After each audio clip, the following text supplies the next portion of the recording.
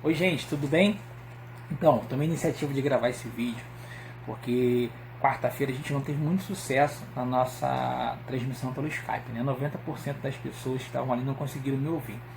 E eu acho muito importante a gente estar falando a mesma linguagem, então eu quero gravar esse vídeo, vou tentar resumir o máximo possível para não ficar um vídeo cansativo e nem longo, tá? Mas também não quero perder a profundidade daquilo que Deus tem falado com a gente nessa semana, nesse tempo. Amém? Então o texto que eu vou ler está lá em João, capítulo 12, desculpa, João capítulo 14.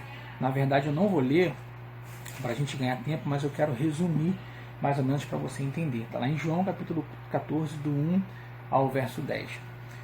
Jesus aqui, ele está tendo a última conversa com seus discípulos antes de ser preso. Na verdade, Jesus aqui está confortando e consolando o coração dos seus discípulos, dizendo: olha, eu estou indo preparar um lugar para vocês, mas eu vou voltar para buscar vocês.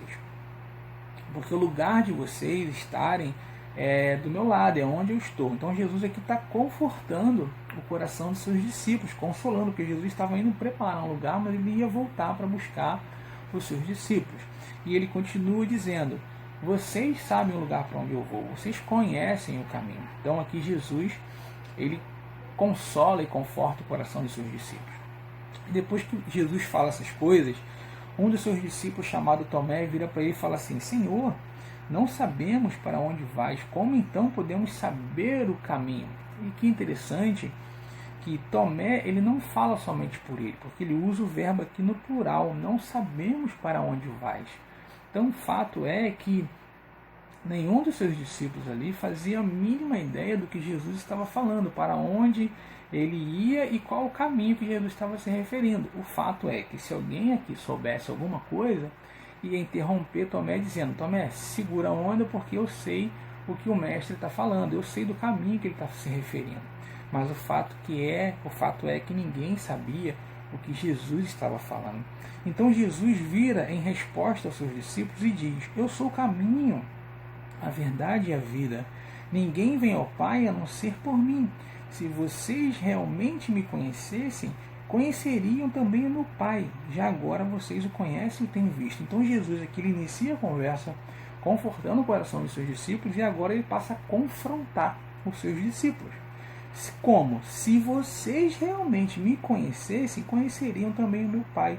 Já agora vocês não conhecem. E Jesus continua ainda confrontando seus discípulos, dizendo: vocês não me conhecem, mesmo depois de eu estar tanto tempo com vocês? E isso aqui me intriga e assusta ao mesmo tempo, porque quando a gente olha para a história dos evangelhos, a gente vê Jesus falando por parábola com a multidão, mas com os seus discípulos, Jesus explicava todas as coisas. Então Jesus falava com clareza para os seus discípulos. Então o fato é que Jesus a todo momento estava indicando para os seus discípulos da onde ele veio, para onde ele ia e qual era a missão dele. Mas os seus discípulos eles não entenderam isso, não estavam entendendo o que Jesus estava fazendo. Assusta porque e intriga porque esses discípulos eles viram Jesus curando enfermos, viram Jesus expulsando demônios, andando sobre as águas, ressuscitando mortos, e não só observaram Jesus fazendo todas essas coisas. Eles também fizeram muitas coisas no nome de Jesus, através do nome de Jesus. Eles expulsaram demônios, curaram os enfermos.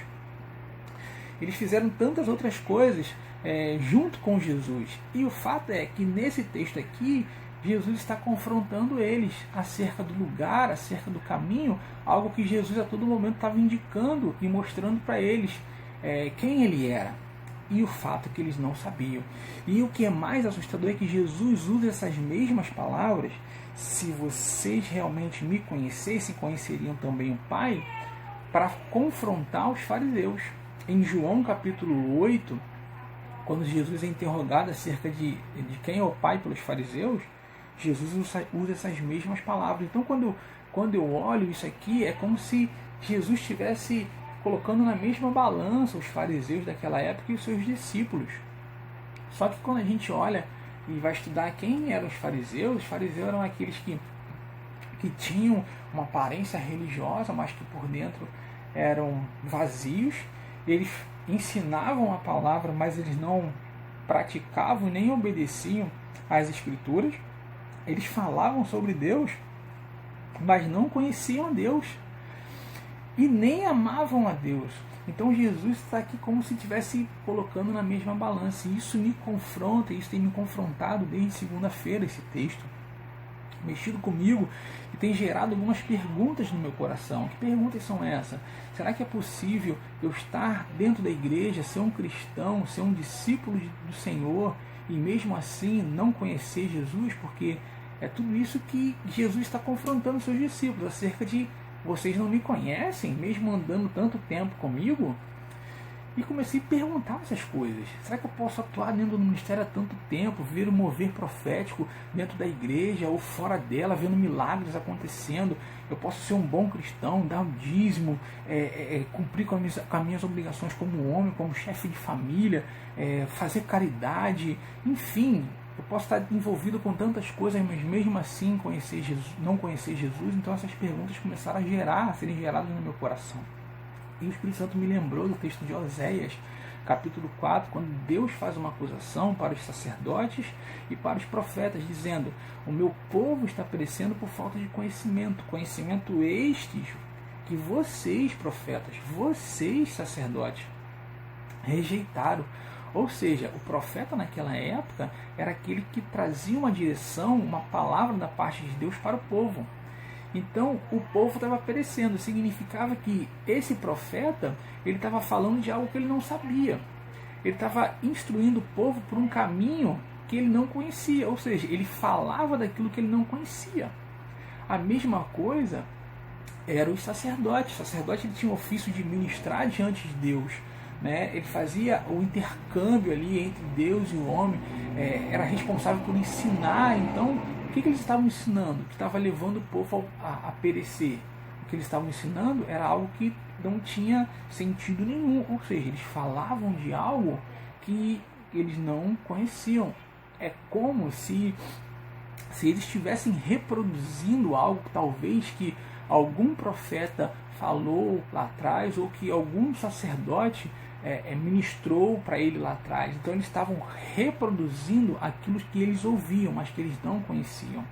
E isso me lembra muito, me faz lembrar a história de Jó, a declaração que Jó faz no capítulo 42, quando ele vira para Deus e fala assim: antes eu te conhecia de ouvir falar, mas agora os meus olhos te veem. Jó aqui está tendo uma experiência real com um Deus grandioso. O fato é que até esse momento Jó falava de coisas que ele não entendia. Ele reproduzia algo talvez que ele ouviu falar. Talvez não, ele reproduziu algo que ele ouviu falar, porque ele mesmo fala: antes eu te conhecia de ouvir falar. Tanto é que no capítulo 38 de Jó, Deus vira para ele e fala assim: quem é este que obscurece meus conselhos com palavras sem conhecimento? Então o que a gente vê no livro de Jó, do capítulo 3 ao capítulo 38, eram conversas entre homens que não conheciam a Deus, que ouviam falar de Deus e que falavam, mas não tinham conhecimento. Mas Jó era um bom homem, era um homem íntegro, era um homem justo. Talvez ele fosse um bom servo de Deus, mas o fato é que ele só vai conhecer a Deus lá no final do seu livro, lá no final da sua história, quando ele tem um encontro real com a santidade de Deus. E tudo isso me faz lembrar de novo aquelas perguntas lá do início: será que é possível ser um cristão, um bom cristão, um homem justo, um homem íntegro diante da sociedade, mas mesmo assim reproduzir o que eu ouço e não conhecer de fato o Deus verdadeiro, não conhecer Jesus? É possível estar dentro do ministério atuando tantos anos e não ter uma experiência real com Jesus? Sabe, querido, essas perguntas ficaram martelando dentro de mim essa semana. E eu tenho observado algumas coisas nesse tempo que a gente tem vivido de quarentena. Tem sido um tempo muito bom para quem está entendendo o que está acontecendo. Mas eu tenho observado algumas coisas, principalmente no meio da sociedade e também no meio da igreja. E aqui eu quero chamar a sua atenção para dentro, que envolve a gente, dentro da igreja. E eu me incluo também. O que eu vejo é a palavra medo, apavoramento, medo de um vírus que a gente sabe que existe, que é real, que está matando um monte de gente, mas quando eu olho para as escrituras, principalmente principalmente Mateus capítulo 24, Lucas capítulo 21,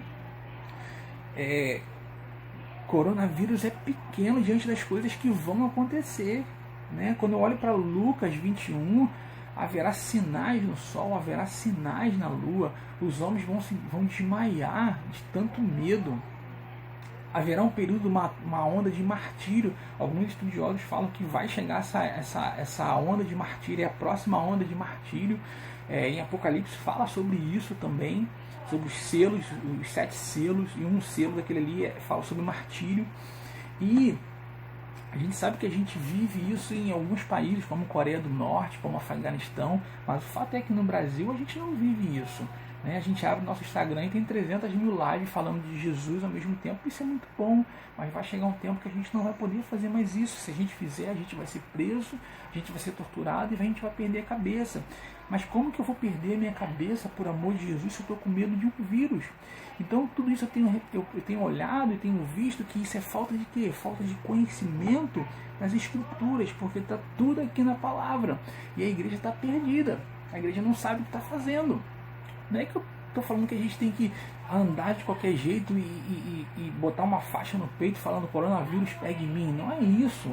É a nossa postura como cristão. O mundo está nos observando, mas a nossa falta de conhecimento faz o mundo ficar desesperado. Porque a gente está desesperado, porque a gente não sabe o que está acontecendo. A outra coisa é a questão que a gente tem vivido, tanto essa questão da epidemia, tanto a questão da política. E você vê a igreja indo para a rede social falando, defendendo, matando, batendo, que um roubou, que o outro é fascista, que o outro é ladrão, que o outro é ditador. Sendo que quando a gente olha para as Escrituras, a gente vê Deus levantando um rei ímpio, talvez o maior rei ímpio que a humanidade teve, chamado Nabucodonosor, para cumprir o seu propósito na terra. E ainda chama ele de servo. Deus levanta o rei Ciro para cumprir o seu propósito na terra, um rei ímpio. Você acha que você acha que Deus não pode levantar um Trump? Você acha que Deus não pode levantar um Bolsonaro, um Lula da vida para cumprir o seu propósito na terra? O fato é que a gente não está entendendo o que está acontecendo. Por quê? Por falta de conhecimento das Escrituras. Está tudo aqui na palavra, mas a igreja não está entendendo o que está acontecendo. E a falta de conhecimento da palavra, se eu não tenho conhecimento da palavra, logo eu não tenho conhecimento de Jesus. Por quê?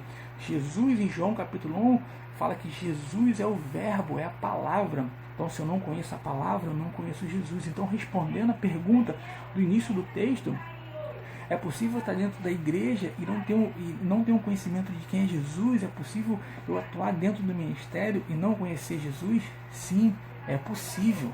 É possível estar tanto tempo dentro da igreja e não ter um conhecimento de Jesus. Se eu não conheço a palavra, eu não conheço Jesus.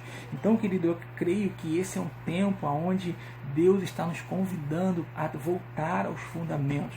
Essa semana, esses dias, na verdade, Deus colocou algo em meu coração, eu tenho me aprofundado em algumas coisas e eu compartilhei isso com a liderança sobre o mover profético, a adoração profética. Meu coração está queimando em relação a isso. Eu quero falar, botar essas coisas para fora, mas o Espírito Santo foi bem claro comigo. É tempo de voltar aos fundamentos, palavra, leitura, oração, jejum. A igreja precisa voltar a entrar no lugar secreto e buscar o conhecimento de quem eu sou.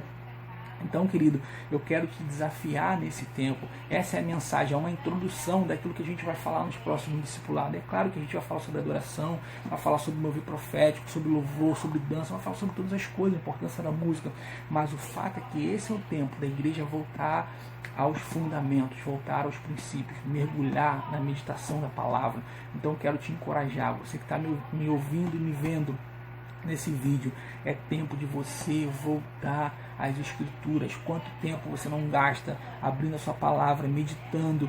É um tempo que Deus, eu acredito, querido, que Deus está sendo muito didático com a gente. Então é tempo, na verdade, da gente ser didático também, entrar no nosso lugar secreto e buscar a presença de Deus. Deus me deu uma palavra, só para a gente finalizar, no início da quarentena, que fala sobre Noé. Deus faz um convite para Noé. Noé, entra na arca. Dentro da arca era o único lugar na terra que existia paz, vida, esperança e futuro. Essas coisas a gente só encontra na presença de Deus. Paz, vida, esperança e futuro, a gente só encontra, querido, na presença de Deus. Então, Deus está convidando a gente a entrar na arca, ou seja, Deus está nos convidando a entrar na sua presença e buscar a sua face. Então é isso que eu queria deixar para você, querido. Nesse tempo de quarentena, aproveite. Você que está trabalhando, eu sei que você está envolvido ainda, tomando seu tempo com trabalho, algumas coisas, mas não tem outro jeito. Eu só consigo conhecer Jesus quando eu conheço as Escrituras. Não podemos mais reproduzir aquilo que ouvimos há tantos anos. É preciso que a gente tenha uma experiência real com Deus vivo, falar daquilo que a gente está vivendo. Assim como Jó teve aquela experiência real, eu oro para que você tenha essa experiência real com Deus verdadeiro e não só reproduzir aquilo que você ouviu falar de alguém. Não, eu oro para que você tenha uma experiência real com Deus, querido. Jesus preparou um lugar para a gente e Ele está voltando para nos buscar, mas só vai voltar com Ele, só vai estar nesse lugar aquele que souber qual é o caminho a seguir. Qual é o caminho a seguir? Jesus é o caminho, a verdade e a vida. Quem é Jesus? Está aqui, ó, está tudo na palavra. É hora para que o Espírito Santo de Deus traga revelação toda vez que você entrar no lugar secreto e buscar Ele através da palavra. E eu quero finalizar com um texto lá em João capítulo 14, que diz assim, João 14, verso 21, que fala assim, ó: quem tem os meus mandamentos e lhes obedece, esse é o que me ama. Aquele que me ama será amado por meu Pai. Eu também o amarei e me revelarei a Ele. Querido, dizer que a gente ama o Senhor no momento de adoração é maravilhoso e a gente tem que fazer sempre, expressar nosso amor por Ele. Mas quando eu olho para as Escrituras, aquele que me ama é aquele que guarda os meus mandamentos.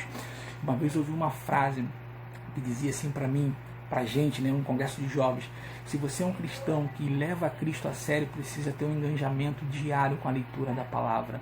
E eu finalizo dizendo isso, querido: se você quer levar o Evangelho a sério, se você quer levar Cristo a sério, você precisa ter um engajamento com a palavra. E o restante vai tudo fluir naturalmente. Quando você subir no altar para ministrar, as coisas vão fluir naturalmente, porque você tem um conhecimento de quem é Jesus e de quem você está seguindo. Então eu quero te desafiar nesse tempo, querido. Eu oro para que o Espírito de Deus te alcance e Ele traga a revelação de quem é Deus, de quem é Ele, a grandeza dEle e a santidade dEle. Em nome de Jesus. Beijo no coração, querido. Até a próxima. Tchau, tchau.